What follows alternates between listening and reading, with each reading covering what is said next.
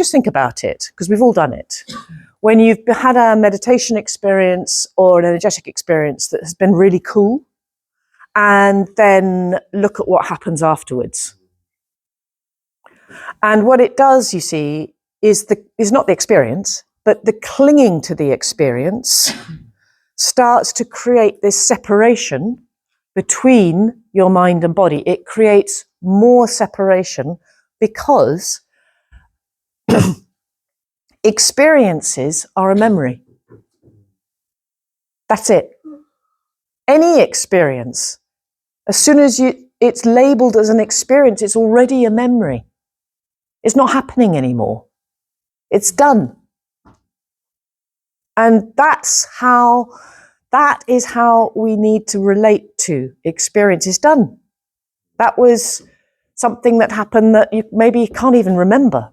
I've got so great at forgetting things. And that's what it means to sit and forget. It's not just you sit and forget the fabric of your identity, but also whatever experiences arise, you're in them. Ideally, you're absorbed in them, and then they're done. If you're then thinking about them afterwards, talking to other people about them, in terms of because you want to hold on to them, not because you need a bit of advice or whatever, because sometimes we need to do that, but as soon as that then becomes something that the mind wants, starts to attach to, and then it starts to lead into subtler and subtler levels of intention and intentionality, because you'll be aiming at it. Whether you think you are or not, as soon as you're holding on to it as an experience that you've labeled as a good thing, a great thing, you will be aiming at it. And this is terribly difficult to not do that. I appreciate that. It's one easy thing for me to stand here and talk about it. It's actually incredibly difficult to not do that. But having the knowledge and information that it's something you need to find your way to loosen your longing. So how do we go about that? So let's say that I've had a meditation, and in that meditation I've been flooded with light. Woo! Yes, win. I've already got a problem as soon as I've done that. So in the meditation, I'm flooded with light. And then, if that's actually happened, you're going to be very absorbed. So you're not really going to have thoughts. But then as you come out of it, the mind obviously will come back online, because that's what happens, is that you're releasing that aspect of yourself when you're practicing. And then as soon as you stop practicing, there's, annoying you or lovely you or a bit of both you comes back online and starts to just be a person.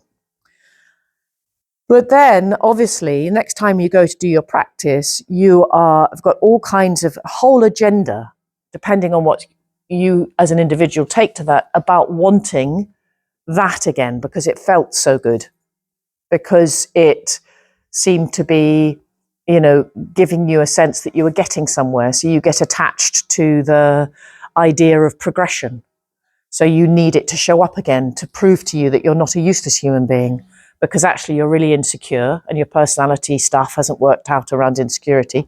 So you start drawing all of that into the practice, and you start sitting and all of that's going on, and then you start to subtly manipulate everything. And you've lost your way. That's why I'm describing it as this sort of enema. It's like it just pours out. Anything useful is you lose your way then. And generally what we'll do is do that for a while, realize that's gone on, and then come back to actually letting go of it. But the more you become aware of this, the quicker you'll be able to do that. Because ultimately you just need to become at ease with it all. At ease with your longing to repeat the experience. At ease with your drive for it. At ease with the fact that you're interfering with this next meditation because you've had a great one last time. Just at ease with it. Just in the kind of comic, cosmic humor of it all. Because we're all doing that. It's inevitable.